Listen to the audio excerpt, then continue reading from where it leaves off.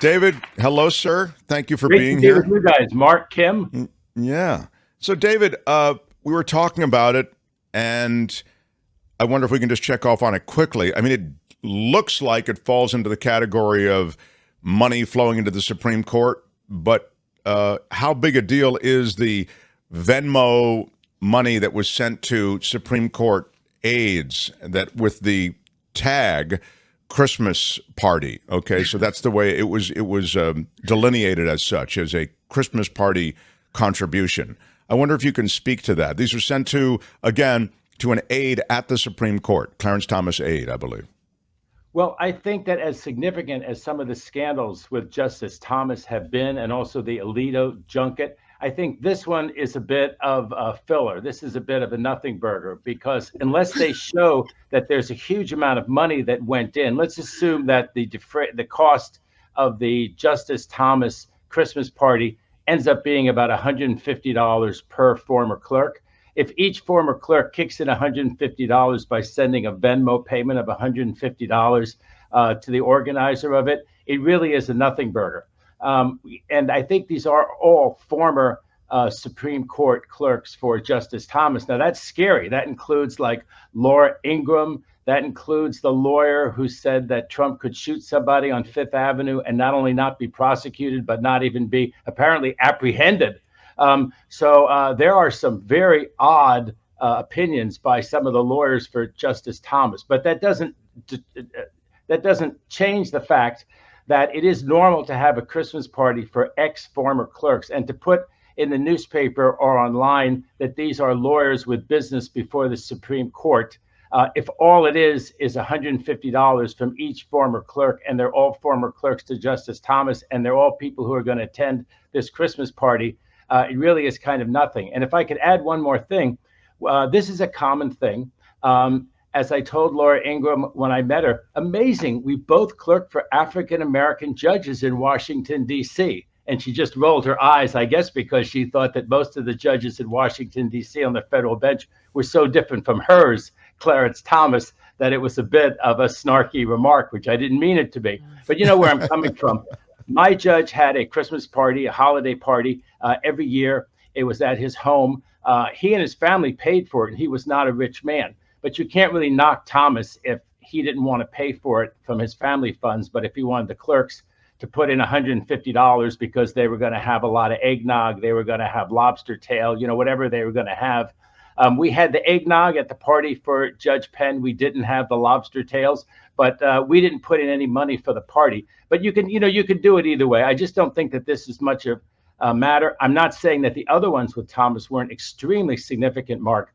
Taking junkets like he took, having a judicial disclosure form where you have to disclose emoluments, junkets, trips like that, and not putting it down, and Alito not putting down, what it used to be called, Sam Alito. Now people are calling him Salmon Alito because he had to go on that huge trip to Alaska, all paid for by a multi-zillionaire who ended up having business before the U.S. Supreme Court. All that you could say about that is that his business before the U.S. Supreme Court, which was worth over $1 billion to that lawyer who I think went on to be a CEO, his name is Singer. He sued Argentina. It was extremely significant what powers he had to seize assets of Argentina around the world, including in the United States.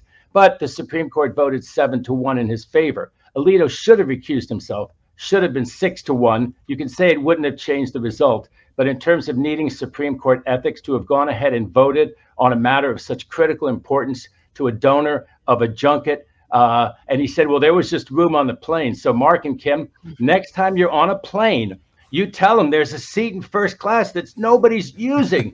And you see how quickly they accommodate you in that first class seat, because after all, nobody was using it. That's Alito's story. This is supposed to be one of the smartest people in America. That is a laughable argument to be made by any lawyer, especially by one of supposedly the smartest lawyers in the land. I mean, that's not a good look or a good comment by Alito. These guys are completely captured and completely corrupt, captured by big money. I'll remind everybody that Harlan Crow, that billionaire conservative donor, paid for these lavish holidays for Justice Thomas, bought Justice Thomas's mother's home, and then paid for Justice Thomas's great nephew's private school education. I mean, this is how completely corrupt these guys are. Can we go back for a moment to something you said, David Katz, about because the very first sentence in this article out of The Guardian is that several lawyers who have had business before the Supreme Court, including one who successfully argued to end race-conscious admissions at universities, paid money to Thomas's aide via the Venmo. So are what you're saying that all these lawyers that may have had business between the Supreme Court who kicked in $150, they were all former clerks? Yes, they're all former clerks to Justice Thomas, Kim. And again, if somebody kicked in $20,000 for their share That's different. of the party, which was $150 allocable to each one, Right. that is a big story. But they seem to be reluctant. Or a big party. Actual amount. They seem to be reluctant to report the actual amount that was paid in. So that's what I think was going on there. And, you know, I never appeared in front of the judge for whom I'd been a law clerk in Washington, D.C. It was just my choice. I just didn't think that it just didn't make me comfortable. There's 1,000 other federal judges in the country. Yeah. You know, I can take cases in front of one of those 999. I didn't like the look. I never talked about it with my judge because the issue never presented itself. The Supreme Court is a little bit different because there's only 9 justices. And, you know, a lot of the people who argue in front of the U.S. Supreme Court, it's such an honor, so hard to be chosen to argue one of those cases. A lot of them are former U.S. Supreme Court clerks. That's just the reality. So it would be a little artificial if Thomas had suddenly said, well, if you've ever clerked for me, you can't argue, because I mean, you couldn't argue in front of the U.S. Supreme Court. Now, he could also recuse himself, but, you know, that court's 5-4.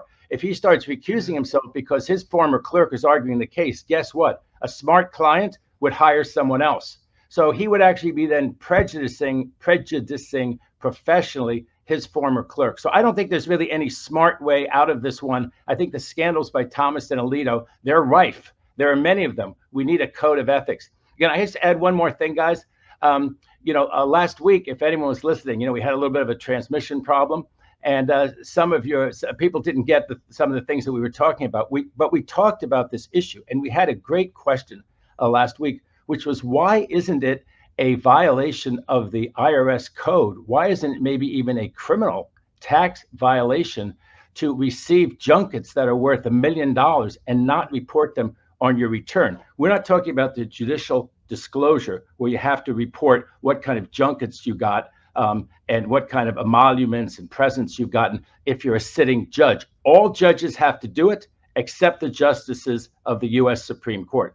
We're talking now about just the IRS code, right? Mark or I, you, Kim, receive $100,000 from somebody. They're usually called perks, and you have to report perks in certain circumstances. You can't just take money. You remember this guy who was the treasurer for Trump's organization in New York? Instead of taking $200,000 in salary, which would have been, let's say, a normal salary, he took 100 because he only wanted to report tax on 100. He took another 100 in perks that he never reported, things like private school tuition, Mercedes-Benzes that were rented for him, but were never treated as income. Those perks are taxable. So the great question that we had last week, and that kind of garbled in the transmission, unfortunately, was that how come the IRS, either in an audit or in a criminal investigation, doesn't look into Alito and Thomas for taking these huge trips that were worth so much and not reporting that as income? And the answer is, I've talked to tax lawyers, and they say that simply is either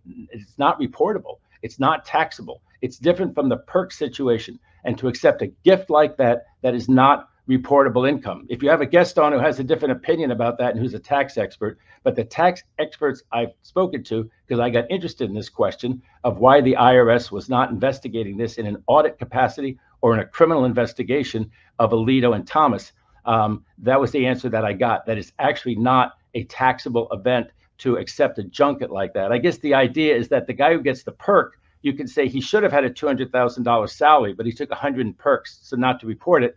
Of course, Alito and Thomas weren't entitled to any salary. They weren't taking the junket in lieu of salary or in lieu of some other benefit. And we have this great story that apparently he's a soul brother. Who knew that this guy, Harlan Crow, was such a soul brother and BFF of Thomas? They asked this guy, What do you and Thomas talk about? You spend this time together in the Adirondacks. You go on these junkets. What do you guys talk about? What do you have in common? He said, we're about the same age. We're about the same age, Mark. So there it is. They're about the same age. Gives you I come from regular reasons stock. Yeah, right. I prefer the Walmart parking lots. Yeah. That's a really cool, interesting, and distinction, and a great way to button that issue out on the tax thing. It totally makes sense. In one case, it's in lieu of compensation, and in the other case, it's just a trip you were invited on, or a gift you received. I mean, I guess. By the way, just on the gift you received, if Harlan Crow bought Clarence Thomas a new Mercedes, or Ginny Thomas a new Mercedes, whatever, would that be something that would have to be declared? It would be, right? I think the analysis would be that I think that would have to be declared by Thomas, but I don't want to opine on that. This much I'm sure of. If he would have to just pay normal tax on a Crow. They often say that the person, the person can't say I don't have to pay tax on it. So let's say it was $100,000 or the $1 million junket. That would be income. The fact that he chose to give it away, it would still be Harlan Crow's income. Of course, I'm sure he has great accountants. I would love to see the taxes of Harlan Crow, wouldn't you? And what's remarkable is that the Senate, which has a Democratic majority and has the power to investigate, they could put on hearings that would be just as extensive as anything that the House Republicans are putting on in the House. The Senate is controlled by the Democrats. Why they haven't called Harlan Crow, I think they may have tried to. Why they don't call this guy Singer, it's just to me shameful that they haven't had that. There's an issue if you try to call a U.S. Supreme Court justice. But right. Well, Alito declined. Right. He said thanks, but no thanks. Right. To them. That would be a constitutional issue, which would go to the U.S. Supreme Court to decide. That would probably be decided 6-3 that Alito cannot be subpoenaed. But they subpoena people from the executive branch. There's nothing wrong with our checks and balances that the Congress, one branch, cannot subpoena and call before it members of the executive branch. So there's really no reason why they couldn't call members of the judicial branch. I think it's more deference, really, than law. But whether it's law, Mark, is going to be decided 6-3. Probably Gorsuch writing the opinion. I come from regular stock. Yeah, that's very funny. Karen D says, David, would it be kosher if we just set up a GoFundMe for SCOTUS to get the laws passed that we want? It seems that money works for them. So what do you think? Yeah, there you go. That's it. By the way, there are progressive organizations. They just tend to get outspent by these super right-wing ones. And we have chapter and verse since Citizens United, especially, of how this dark money finds its way to U.S. Supreme Court justices. I mean, it's really shameful. They have such a wonderful job. There's not one smart lawyer in law school who doesn't dream of being a U.S. Supreme Court justice. It's just one of those things, like once you really crunch a home run, you think, wow, I should be doing this in the major leagues. It's so getting to the major leagues. It's so wonderful. These people really are part of the history of the nation, and that they chase money the way they do. I mean, everybody needs money to live on, but these guys make a lot of money to live on. They do these seminars that they get paid for. Kennedy and some of the others used to have these wonderful trips every summer. They have 3 months off in the summer. People yell at the school teachers. Why don't they yell at the Supreme Court justices who take 3 months off every year? They go to Europe. They get paid great money. They stay in 5-star hotels. They give a little seminar. You remember Alito went to Rome and he got a big applause because, from the point of view of critics, he'd done the bidding of the Catholic Church, and he wanted to have a big victory lap in Rome, being, getting these hoorays from, remember people said about JFK, they didn't want to vote for a Catholic for president because he wouldn't work for the United States. He'd work for the Pope. Well, all I'm saying is that Alito went and got roundly applauded, right, by all of these super high Catholics in Rome. I thought that was a terrible look. And then to attack leaders who had disagreed with his abortion decision, which, of course, 50 years of precedent disagreed with the abortion decision in Dobbs. But we're getting far afield, aren't we? Well, yeah, but I mean, it is worth noting, and as just to underscore that point, when I always hear about well, don't they worry about the blowback that they're getting on Roe? The blowback is offset for them by what David Katz is talking about, which is the victory lap they're taking, finally overturning Roe. And part of that victory lap is, visiting the one of the epicenters of Catholicism, which is Rome, and taking that victory lap. Now, I want to get to Trump before I let you go here. And the Trump stuff is related to, I think, two things. The Florida case and the attempt on the part of Trump attorneys. They filed paperwork Monday to try to put this off until after the election. And then I want to circle back around to the Georgia case and whether that indictment may be imminent, coming probably in August. Let's start with Florida and the attempt on the part of Trump's lawyers to delay things. Well, just from the point of view of playing the pieces in federal criminal court as well as you can, my motto that not left, not right, just right, not wrong. What would you do if you wanted to make the right moves as Trump's criminal defense attorney in that case? And they are making so far the right moves. They don't want to get pinned down on a date. They don't want the judge and the public to say, you chose January. You said you'd be ready by January. Now, you were for it before you were against it. You said you could be ready. So they're not going to pick a date. Now, under the Speedy Trial Act legislation that's binding in federal court, the federal judge has to pick a date within 70 days. If the judge does not pick a date within 70 days, the judge has to find good cause for the excludable time and exclude a concrete period of time. So they could say, well, look, you're going to be in trial for 30 days. So I'm excluding that 30 days because your counsel is unavailable. And therefore, I'm not going to set December 7th. I'm going to set January 7th because there's 30 days. You guys are going to need 3 months, I can see already, to litigate these national security items that are going to be relevant in Trump's case. And that's going to take 90 days. So I'm not going to set December 7th. I'm going to set March 7th, those 90 days. So she will set a date certain. And the reason that in most cases you tell the judge, okay, I don't really want March 7th. I want April or May. The judge says, why do you want April or May? And then if you don't say anything, you just say, well, there's no date. It's really not going to work. Why don't you set it later, judge? The judge is going to say, thank you. I just heard from you. You didn't give me any real reason or any concrete date. So I'm going to set the March 7th. That's how it normally works. But in their situation, this case is so high profile, I think that they're going to always resist setting a date. They're always going to say, we're not ready. She'll set a date for them. But one thing I do want to talk about real quick, and I haven't really heard it in other media. I haven't listened to all of them. But I think there's a real possibility, and you just look at this strategically, that I think the special counsel may ask to sever this Nauta fellow. This Nauta fellow, this aide, this valet to Trump, he doesn't seem to need nearly as much time as Trump. I don't think it's ultimately going to be that relevant in his case, how much they're national security, what aspects of them are national security.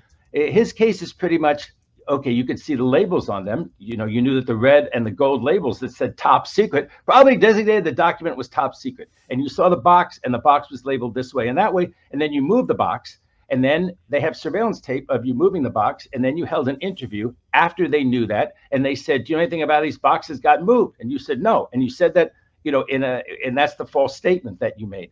So, and the reason that I say that, Mark, is that I think the government has the power to make that motion, and I think that the judge ought to grant it. And if Judge Cannon, picked by Trump to be a judge, federal judge, if she doesn't grant it, then I think that the whole nation will look at it and say, well, I think that the normal federal judge would have granted it. There's no reason that his case shouldn't get to trial earlier. Now, if he has his trial earlier, he's very likely, from the evidence I've seen so far, to be found guilty. And then the presumption changes. The presumption that you should be out on bail changes once the jury has come back and said guilty. So he then had the uphill battle to stay out on bail. And the same is true after his sentencing.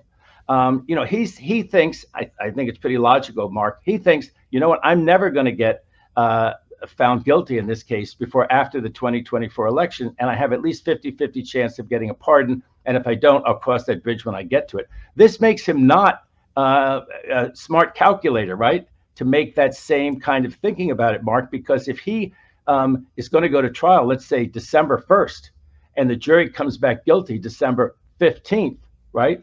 And then he's facing a motion by the government to remand him so he can start serving, because he's going to get at least a year in jail for something like that. My God.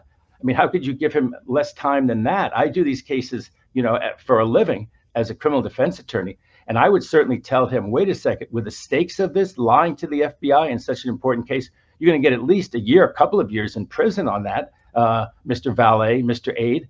And if he would start serving that time, January, February of next year, he might suddenly change his calculus and realize that there are some reasons to cooperate in this case, that he doesn't have a get out of jail free card, that 50-50 is going to be played for him January 2025. He's looking at going to jail for at least a year or more before then. That might change his whole thinking. And one last thing I want to say is that at some point, if that were actually to happen, he might fire his lawyers and say, well, I'm not happy with my lawyers. This isn't going well. I need a new lawyer. And guess what? I need a 6-month year delay to my new lawyers to get up to speed on this case.